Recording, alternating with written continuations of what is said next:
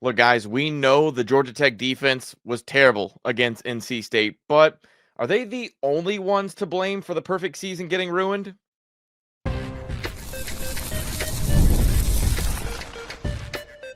You are Locked On Georgia Tech, your daily podcast on the Georgia Tech Yellow Jackets, part of the Locked On Podcast Network, your team every day. What's going on, people? It's Locked On Georgia Tech. I'm your host, Caleb Johnson. Taking this daily journey, covering the Yellow Jackets alongside me, is my co-host, Jarvis Davis. I want to start off by saying thank you for making Locked On Georgia Tech your first listen of the day. We are free and available wherever you download your podcast and wherever you go to download those podcasts. Make sure you leave us a 5-star review. Anything less than 5 stars, and look, I'm sorry, but I wish you rush hour traffic anytime you were driving through the downtown Atlanta area. Today's episode is brought to you by Game Time. Download the Game Time app, create an account, and use code LOCKEDONCollege for $20 off your first purchase. Locked On Georgia Tech is part of the Locked On Podcast Network, your team every day. Today on the show, we're going to get into what does an arrest mean for one young Georgia Tech player? Yikes, that's never a fun thing to talk about. Who on offense can step up to help Haynes King? But first, did the offense do enough in a shootout against NC State? Jarvis, look, this was one of, when you're trading scores like this, I think I had wondered, when will things slow down? And that first drive of the second half for Georgia Tech is when things, kind of came to an awkward halt for them as far as, trying to get in the end zone. And I thought everything was going to slow down, but NC State, we CJ Bailey, as we talked about yesterday on the show, like they kept going. So for this offense, it felt like there was more they could have done, maybe. Yeah, they could have scored some more points, but when you actually kind of really take a look at it and dive into it, man, I think there was some a few missteps there from time to time, like having like being down on the goal line and not being able to get it into the end zone and have to settle for a field goal. Those are the type of things that you have to take advantage of, because when you get into this shootout mode, right?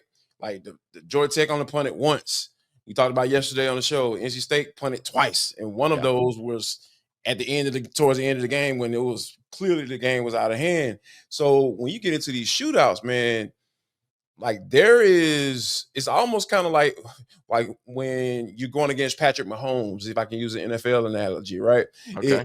And you go into that game and it's 3rd and 3, and you're on the 25. It's in the fourth quarter, and you down by 8 points. Like, oh yeah, I can kick the field goal, get within 5, and then score a touchdown to win the game. No, you're going up against that dude.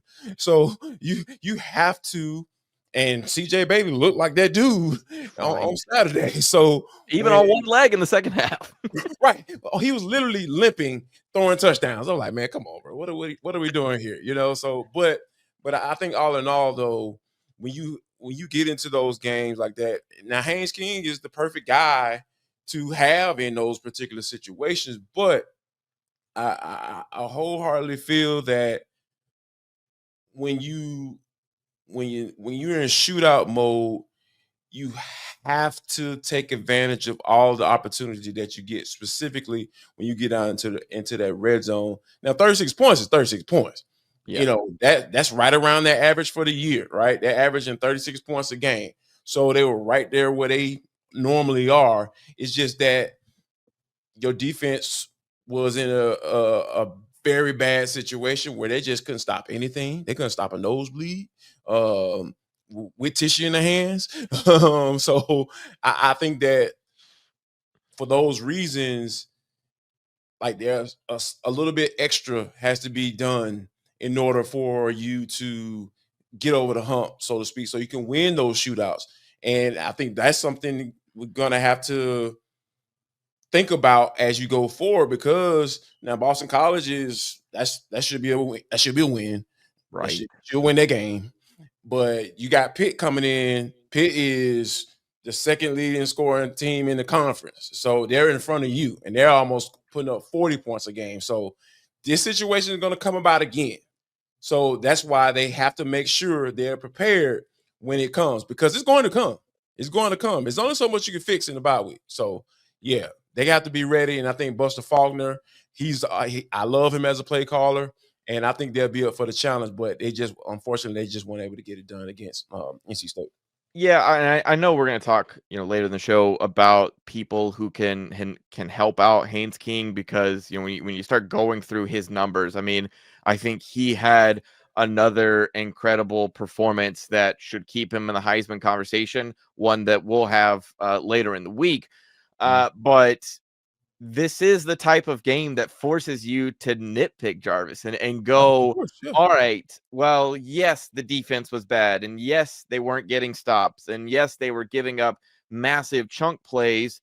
But weren't there times in which, you could have done just little things that would have helped you out, that would have made this game more manageable, specifically as you got later in that second half? And one of the ones that stuck out to me in the first half was how you closed things out, and the fact that you've got that 2nd and 6 from the 36-yard line, and you let Haynes King get sacked, which, crazy enough, you start looking through the numbers of what that's been like for Georgia Tech's offensive line, and kudos to them and how they've protected Haynes King this season. That was the 5th sack allowed by Georgia Tech this season, which is crazy, because I know, and I partly agree with a lot of people who will say sacks are a quarterback stat, because it's all about how you take care of the ball and what danger you kind of put yourself in.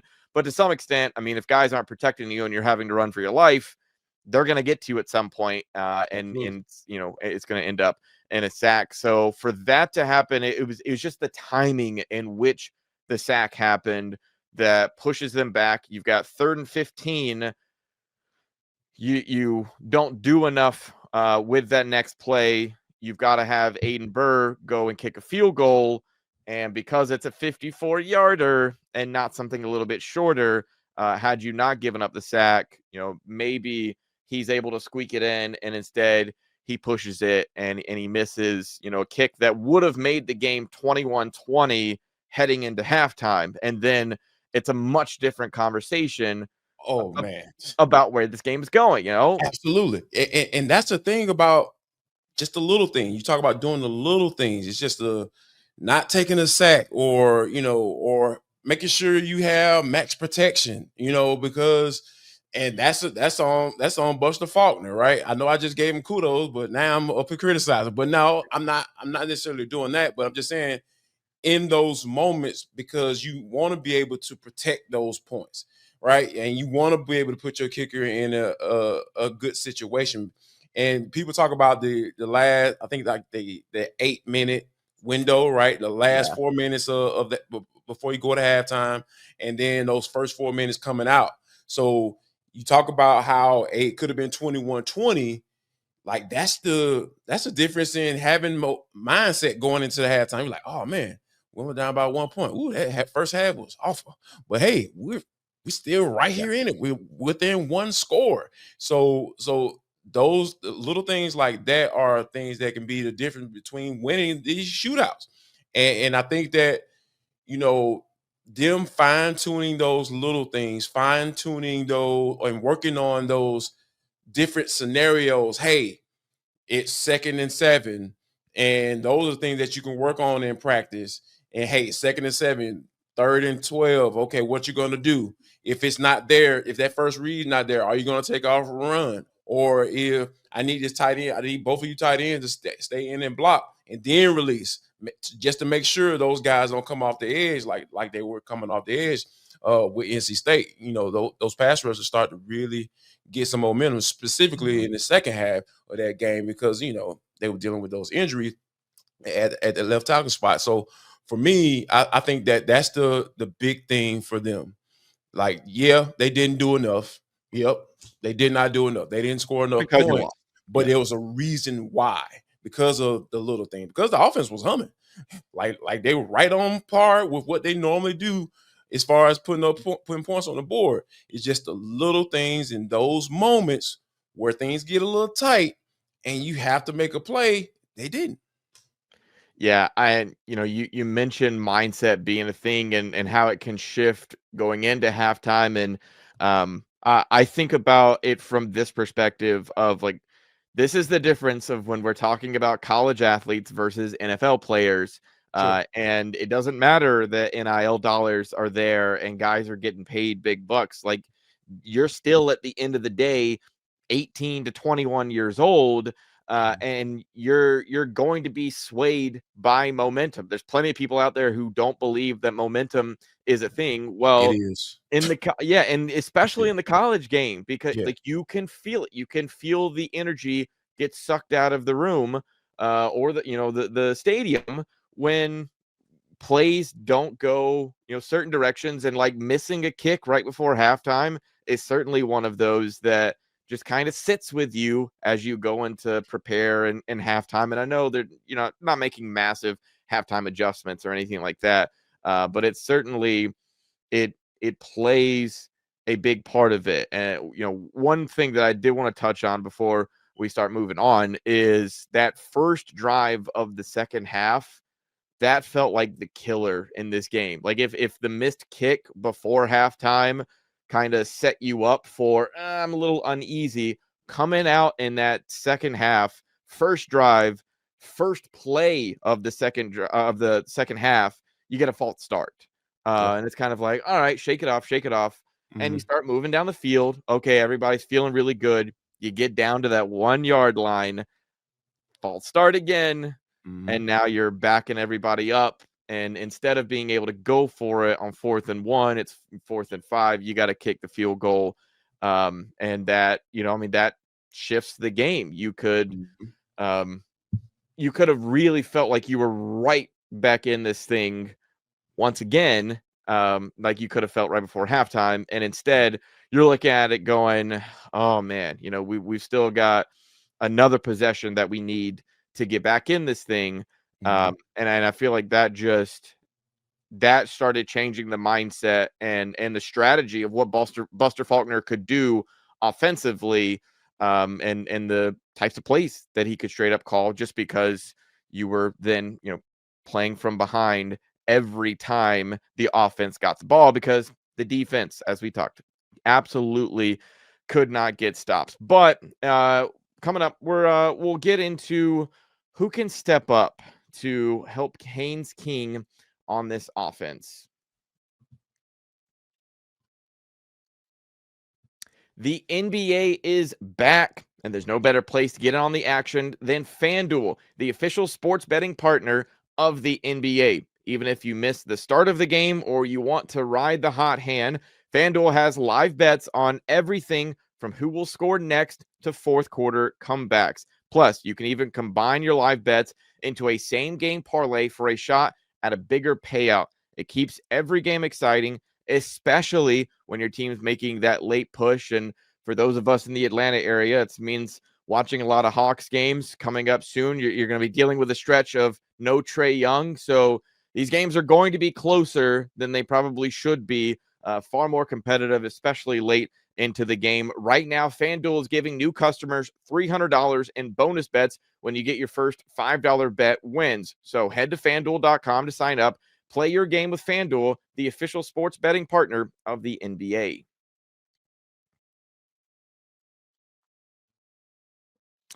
All right, Jarvis, kind of going through of how this game goes offensively. There's a lot of blame that can be given out because ultimately you didn't score enough points to win the game. However, if there is one guy you can't put blame on, at least I don't think so, it's Mhm. Haynes King. I mean, True. just this stat line of 25 of 35, 408 passing yards, 2 passing touchdowns, 2 rushing touchdowns. He had an insane performance, and you want to kind of look around at these other guys and go, can somebody help him, please? Yes. I think that we start right there in that running back room. Yeah. It has, and I'm not talking about Jamal Haynes. Now, Jamal Haynes has done so many good things for this team, for Georgia Tech. But the guy that is the man, and he should be able to get more touches going forward in these last 3 games. And you could look at the production. Just look at the last 5 games. Shoot, look at this season. This man is averaging almost 8 yards a carry, running the ball. Yeah. Get him the ball, man. He only had 6 carries, and he was productive. He was averaging 5 yards a pop. Jamal Haynes, not so much, and he hadn't been doing too much. Look at his last 5. Yeah. He only averaged about a little bit over 3 yards, 3 yards a pop. So for me, and then when you just look at one thing, I always try to pay attention to when you look at running backs. Like, do you feel? I'm talking about a lot about feeling. I don't know why that seemed to be a theme. I feel him when he's running the football. What does that mean, Jarvis? Like when just the explosiveness is there. When Haynes King hands that ball off to him, you just see it. That dude sticks his foot in the ground and he getting upfield, and whoever's trying to tackle him is going to feel him. And I think that should be rewarded on a consistent basis. Now, I understand Haynes King, Haynes for Heisman. Yep, I'm all on board for that. Yep, let's do it. However, the man carrying the ball 20 times, hey, man, take about 8 of them. You can get about 8, take 8 of those carries. You do 12 carries, Haynes, and let me get 14 for Malachi Housley. You're like, that's where I'm at with it. Like, figuring out a way to get your guys the rock. Guys who need to get the rock, they need to get the rock. And Malachi Housley is that guy for me. And I feel like he'll be a huge help if they figure out a way to get him to rock a little bit more, because, man, Haynes King, that quarterback counter in the red zone, dude, oh, man, it's almost unstoppable. Just because the beauty of Buster Faulkner's offense is that I like to call it like window dressing, Yeah. Like, you see the guy going to motion, and you see the guy coming back and doing, and then he's doing this old whoop-de-doo back about, and then he handing the ball off, and then you faking it. Haynes is faking it, and then he coming right back around, and hear the guard and tackle coming around, and they running up in the hole, and ain't nobody block because the linebacker don't know what to do. His keys all messed up. He's supposed to be reading the guard. One guard don't pull this way, the other guard don't come around this way. It's just a lot going on. It gives the defense so much to think about. And as a former defensive player, that scares me. Sure, yeah. If you don't know what gap you're going. Right, exactly. It's just like, if I'm a linebacker, dog, like, because the second level, you're true enough. Your offensive lineman can take care of that the defensive line, right? You can figure that thing out. But if you get that second level to guessing, that means you're talking about one-on-one. You talking about numbers. Linebackers are taking themselves out to play, and then you got these beastamans of running backs, these little scat backs coming out of the backfield. They one-on-one with the safety with a head start, and that's what you want, in today's game. So I think that Malachi Housley is the guy that needs to get the ball more, because he's just proved it time and time again throughout this season, and in that game that they just lost, that he's going to be productive if you give him the rock. Yeah, I think we're thinking very similarly when it came to this idea. Just for the thought that I had of, it's funny when you see the storylines that come out about Haynes King, and he's talking about pee and blood and all the hits that he's taken, and Brent Key's saying, man, I think he plays better hurt than he does help at this point. Yeah. And it's like, that's fun and makes for great conversation on College Game Day and things like that. But when it comes to actual games, like, hey, maybe we don't make him bruise his spleen because he's taken so many hits, and we take some of this load off, and exactly what you said, spread this thing out with Malachi Housley and Jamal Haynes. I thought it was interesting that you lose a game in which this was the fewest carries of the season for Jamal Haynes. And I know that Haynes King was effective in the red zone. Like, he calling his number, he was getting there. Having 103 rushing yards, yeah, like he clearly was doing something right.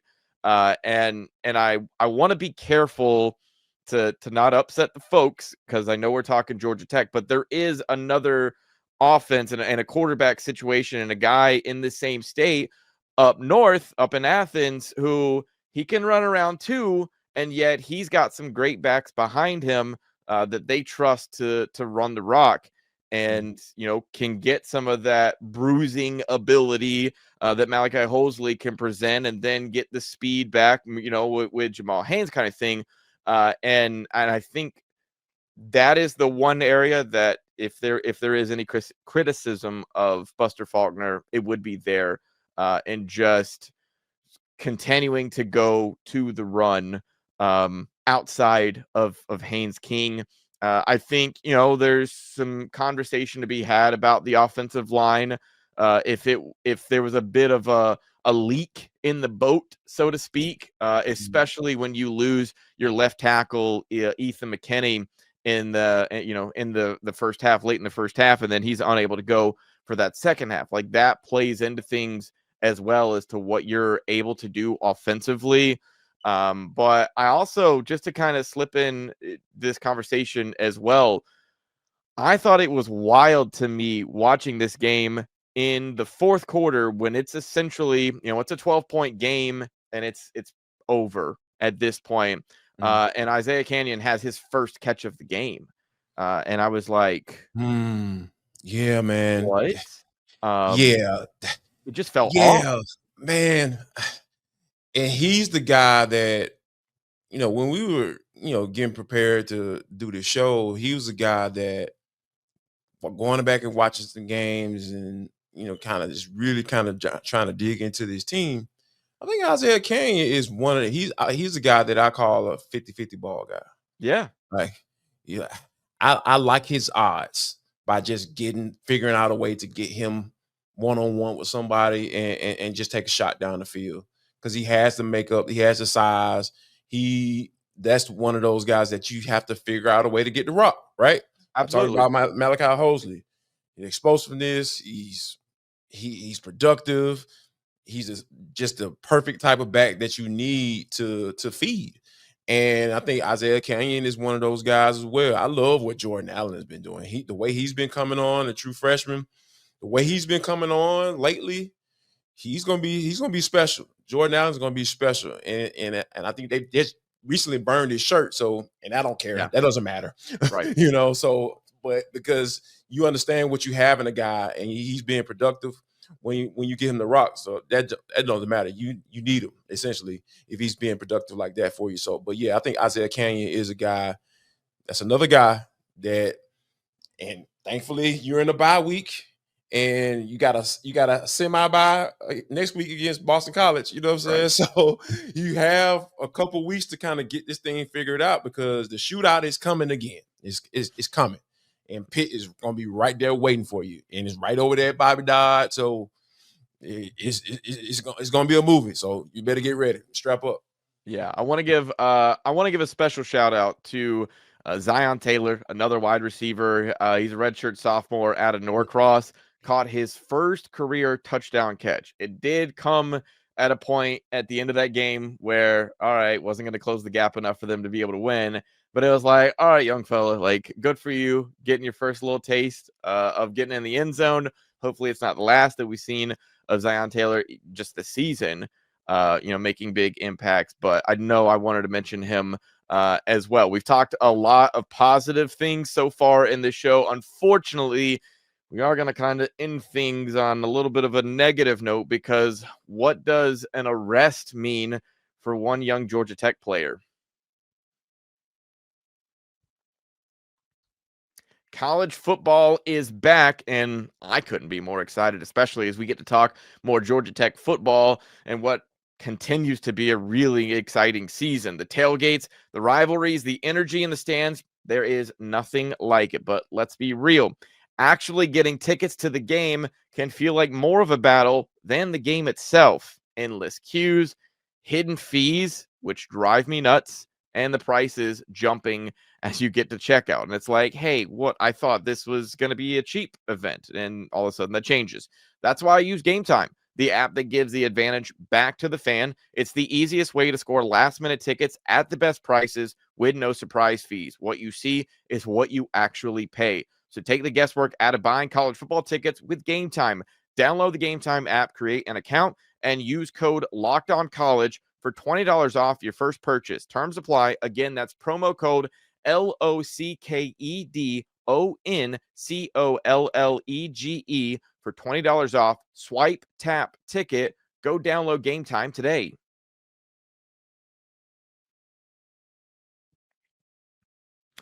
Okay, Jarvis, this is a topic that you never want to have to dive into.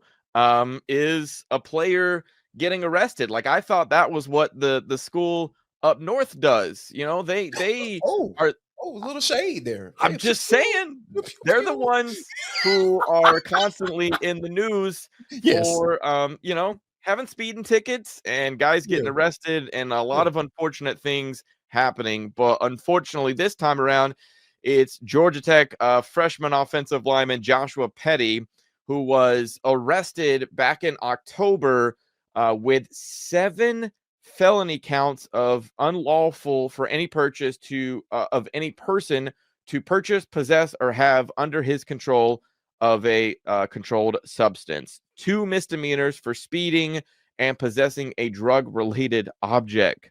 Like, Jarvis, this is not good stuff.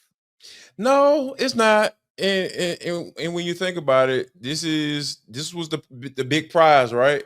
The big $800,000 NIL deal, and Josh Petty talk about how Georgia Tech was so consistent when big 5-star prospect.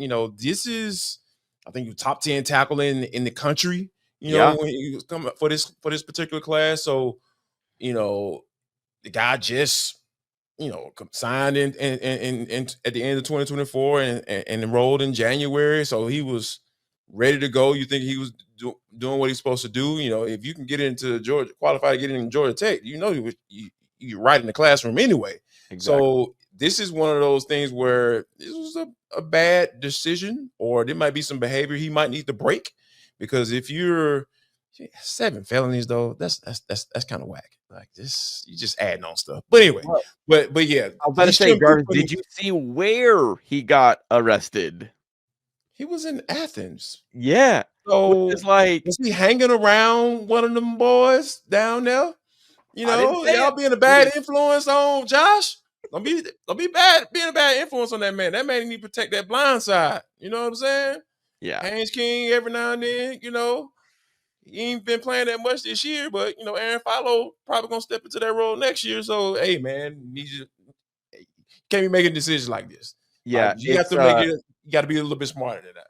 In the words of Stephen A. Smith years ago, stay off the weed. Man. I mean, it's one of those. It's not legal in the state. Stay away from it. Yeah. And if you're going to decide to go down that route and do things that are illegal, probably shouldn't also speed in a county that is always on high alert. They love pulling over anyone, big athletes, much less athletes. That's it. Probably got myself in trouble, but I'm glad I didn't. I stopped myself. They really appreciate enforcing the law with big people. Although we're real concerned about public safety up there in Athens, Clark County. Very much so. Very much so. Yeah. Josh, man, stay away from them boys down there. They don't care about you. I promise you. They ain't gonna come bail you out. I'm pretty sure you had to get your lawyer to come down there, come get you, get you out. But they don't care about you because you're not under the guise of those folks. Well, you know what I'm saying? And the other part of this, Jarvis, is like, I mean, if we're being real here, of course we're being real. Yeah. If you stayed in downtown Atlanta, it's been decriminalized. So, and you probably wouldn't be speeding. You just have to pay a little fine and go on about your way. Yeah. You got over So, and else. maybe Not that I know anything about all that type of stuff. no, Just not saying. at all. Yeah, you know what I'm None saying? of it. It's just yeah. It's it's one of those things of have better common sense, make better decisions, especially as look, Jarvis, we were talking earlier in the show about your left tackle goes down in the first half, and then you're turning to someone else to fill that void. Oh, maybe you would want your 5-star being the guy that you could turn to. And instead, for the second half, it was Jamison Riggs that they turned to because very likely, your guy Josh Petty is in the doghouse, so to Yes, speak. so to speak. Yes. Yeah, it's See, just you in the doghouse, you're hanging around dogs. I mean, come on, man. You know, you hang around dogs, you get up with fleas, or whatever that saying is. I don't know. I know I just butchered that, but it's all good. Ain't tripping. You know, y'all know what I mean. Yeah, it's just yeah, not a thing we want to be talking about, and thankfully not something that we'll spend a whole lot of time on. Hopefully the legal process will get itself all worked out. And this will be a learning experience for Josh Petty, and his future will be much, much brighter, and filled with no drama the rest of the way of his college career. But that's going to do it for this episode of Locked On Georgia Tech. Tomorrow, we're going to get into some Heisman conversation, especially when it comes to the quarterback here at Georgia Tech, Haynes King, and what he can do. Make sure to subscribe on YouTube and anywhere you listen to podcasts for free. Follow the show on social media, Locked On Georgia Tech. Follow Jarvis on social media at JarvisD90, me at ATL Johnson 18. Thank you. Make sure just thank you for making Locked On Georgia Tech your first listen today. And your second listen can be Locked On ACC. Kenton Gibbs and Alex Donna break down the most interesting conference in college sports, from rivalries to the championship and every game in between. Find Locked On ACC on YouTube or wherever you listen to your podcast. It's been Locked On Georgia Tech. Y'all have a good one.